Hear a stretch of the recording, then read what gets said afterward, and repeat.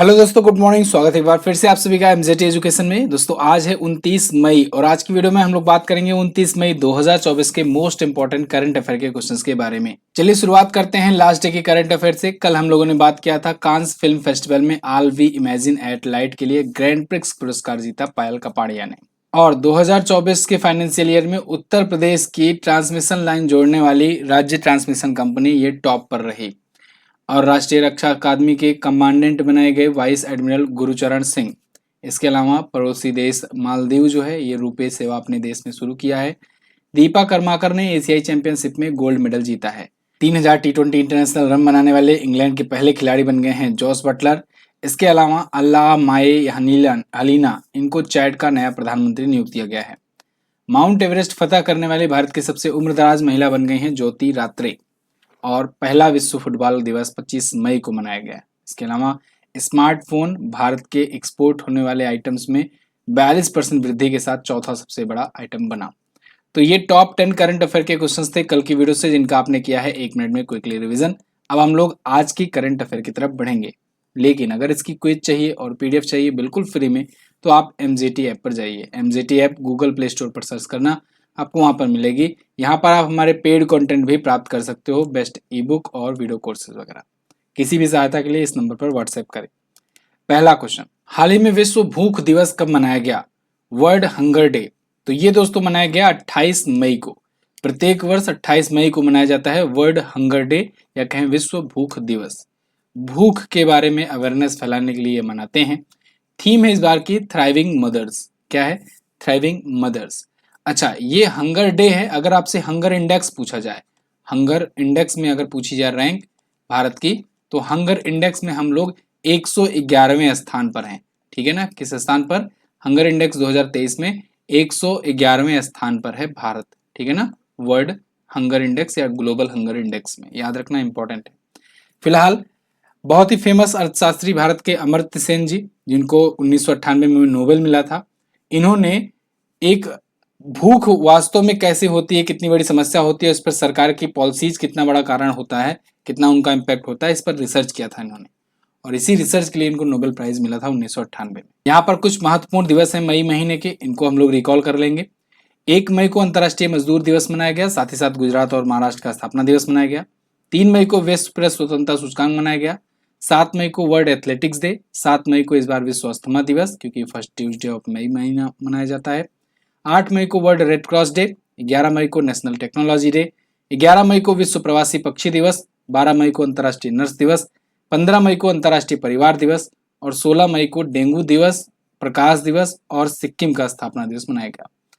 17 मई को दूरसंचार और सूचना समाज दिवस मनाया गया। और 18 मई को अंतर्राष्ट्रीय संग्रहालय दिवस मनाया गया, इंपॉर्टेंट है। 20 मई को विश्व मधुमक्खी दिवस। 21 मई को राष्ट्रीय आतंकवाद विरोधी दिवस। 22 मई को अंतर्राष्ट्रीय जैव विविधता दिवस। 25 मई को विश्व फुटबॉल दिवस और 28 मई को विश्व भूख दिवस मनाया गया। क्लियर? अगला, हाल ही में नाटो के कितने देशों ने रूस के खिलाफ ड्रोन दीवार बनाने का फैसला लिया? तो नाटो कंट्रीज ने अभी फैसला लिया है कि ये ड्रोन वॉल विकसित करेंगे। और ये टोटल 6 नाटो कंट्रीज ने फैसला लिया है, सभी ने नहीं फैसला लिया, केवल 6 नाटो कंट्रीज ने ये डिसाइड किया है कि वो रूस के खिलाफ, रूस के अग्रेशन से लड़ने के लिए एक ड्रोन वॉल बनाएंगे। ड्रोन वॉल मतलब ड्रोन की तैनाती इस प्रकार से करेगी जिससे वो एक दीवार की तरह वहां पर डट कर खड़ी रहे और रूस पर गतिविधियों पर नजर रख सके और उनको काउंटर कर सके। अब इसको समझिएगा। देखो, ड्रोन वॉल जो है ये केवल 6 कंट्रीज क्यों कर रही हैं? ये 6 कंट्रीज वे हैं जो रूस से अपना बॉर्डर लगाती हैं, रसिया से अपना बॉर्डर लगाती हैं, Lithuania, Latvia, Estonia, Poland, Finland और नॉर्वे वगैरह।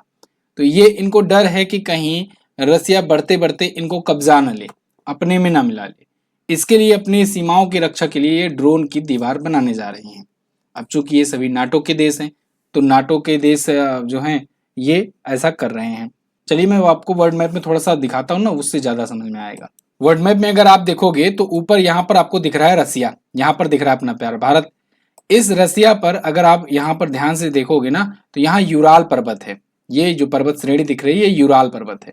अब यूराल पर्वत के जो ईस्ट साइड वाला हिस्सा है, ईस्ट साइड बोले तो राइट साइड वाला, ये वाला हिस्सा ये एशिया में पड़ता है। और जो लेफ्ट साइड वाला हिस्सा है ये या वेस्ट साइड वाला जो हिस्सा है ये पड़ता है यूरोप में। इसीलिए रसिया एक ऐसा देश है जो यूरोप और एशिया दोनों में पड़ता है, इसलिए इसे यूरेशिया महाद्वीप का कहते हैं देश। अच्छा, एक चीज और पूछा जाता है कई कई बार एग्जाम में कि रूस का जो एशियाई क्षेत्र है या एशियाई भाग है उसे क्या कहते हैं? उसे साइबेरिया कहते हैं, ये बात ध्यान रखना। फिलहाल यहाँ पर देखो यूराल पर्वत है और यूराल पर्वत के वेस्टर्न साइड में रसिया है, जो जहां पर ज्यादा पॉपुलेशन रहती है रसिया की। अच्छा, यहाँ पर देखो फिनलैंड है, ये अपना बॉर्डर लगा रहा है, अभी 31वां मेंबर बना था नाटो का। बेलारूस बॉर्डर लगा रहा है, यूक्रेन लगा रहा है। इसके अलावा यहाँ पर लातविया, एस्तोनिया, लिथुआनिया, लिथुआनिया तो नहीं खैर, लेकिन एस्तोनिया, लातविया ये सब बॉर्डर लगा रहे हैं। यूक्रेन से कॉन्फ्लिक्ट चल ही रहा है रसिया का, तो ये मामला है।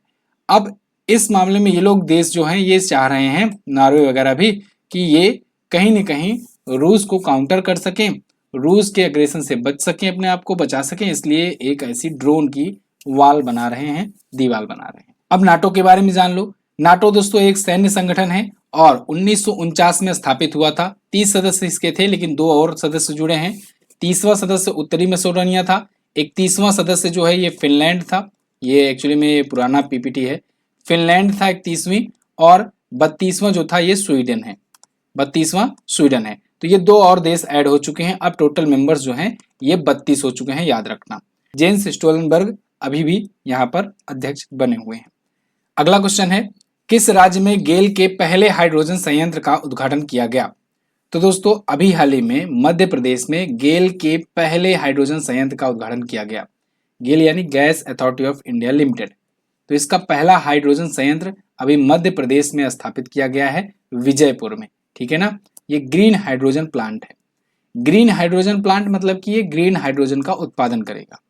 अभी ये बताया जा रहा है कि इसकी क्षमता जो है ये 4.3 टन प्रतिदिन यानी पर डे हाइड्रोजन इतना जनरेट करेगी। और हाइड्रोजन आप जानते हो फ्यूचर फ्यूल है, तो फ्यूचर फ्यूल के पीछे सभी लोग लगे हुए हैं इसका प्रोडक्शन करने पर।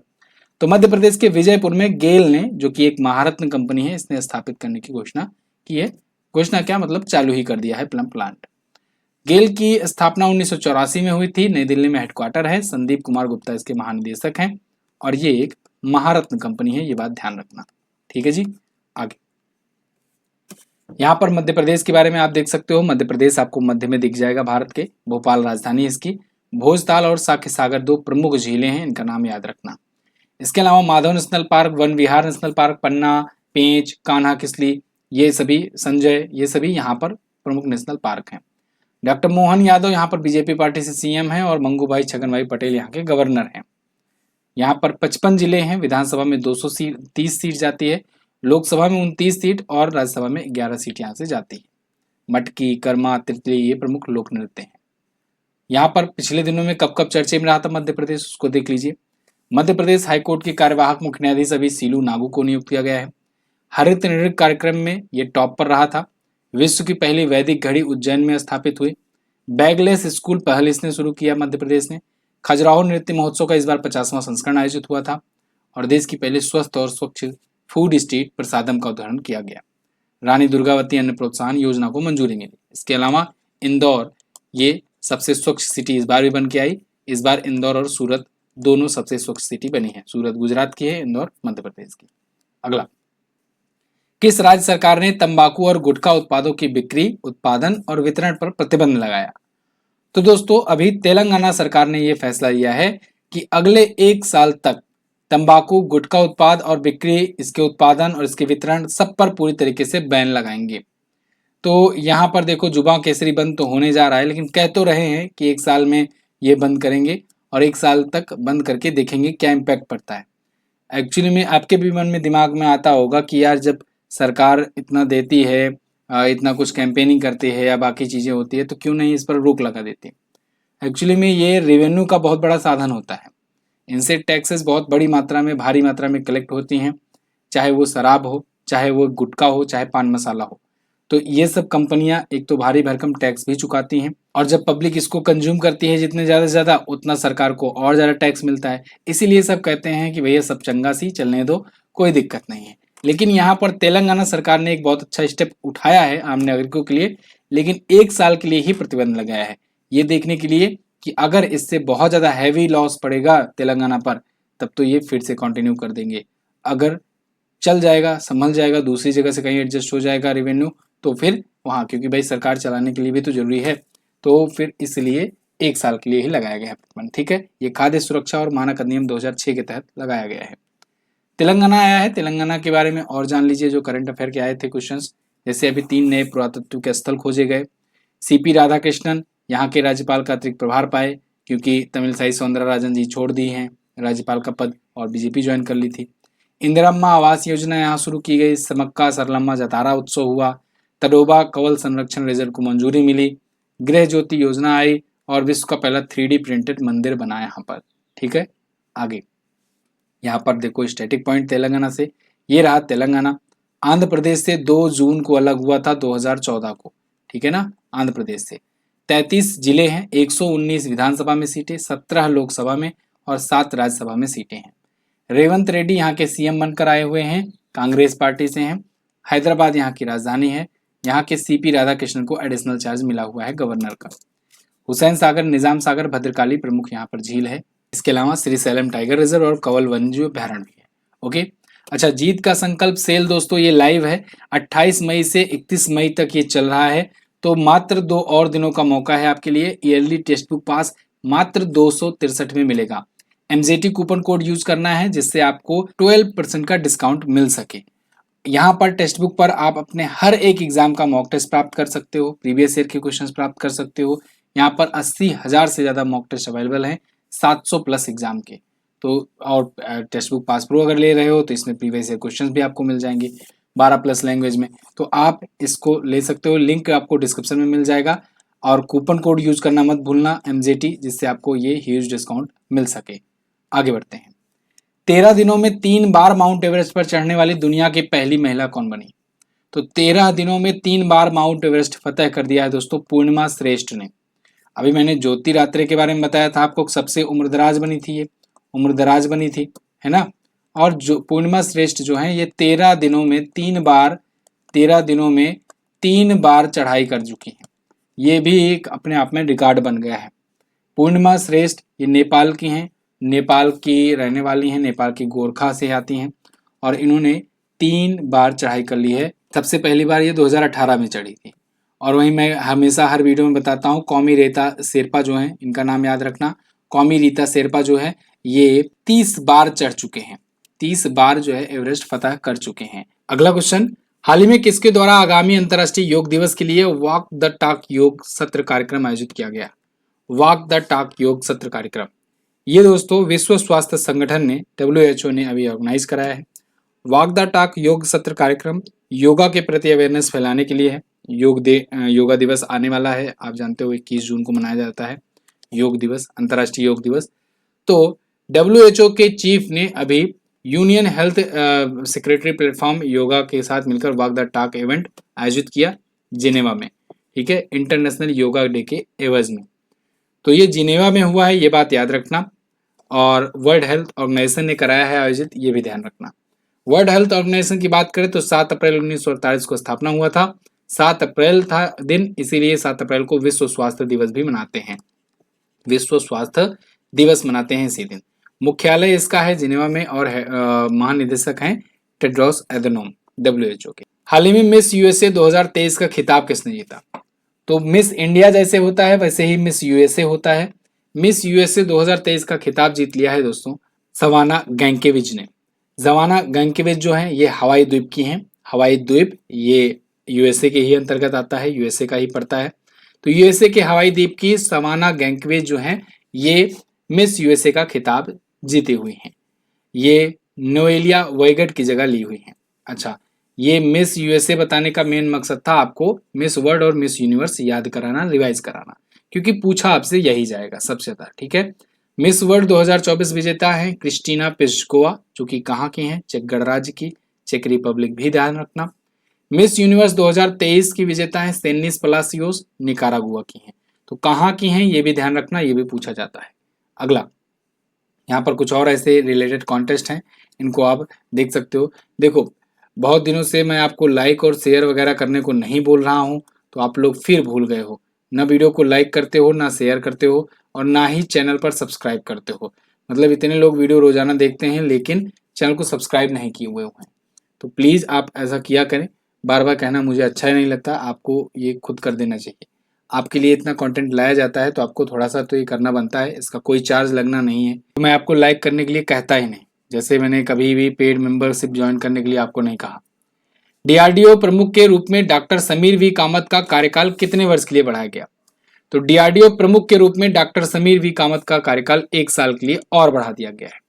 डीआरडीओ के चीफ हैं डॉक्टर समीर वी कामत, तो इनका कार्यकाल खत्म होने वाला था और अभी कार्यकाल इनका मई 2025 तक के लिए बढ़ा दिया गया है।